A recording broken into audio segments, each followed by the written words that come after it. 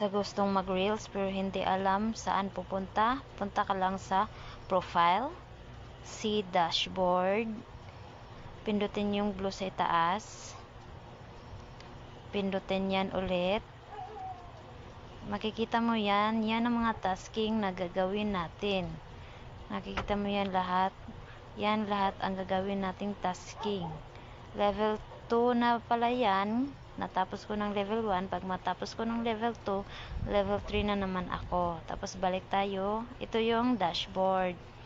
Then makita nyo sa itaas, invite, reply. Gawin nyo yan. Kung ano nakalagay dyan, gawin nyo yan. Tapos ito ang laman sa views. Kung gusto nyo makita, pwede nyo pindutin yan. Napipindot naman yan. Dito sa 3-second video, yan yun. Sa engagement, yan din. Sa net follower, yan din. Pwede mong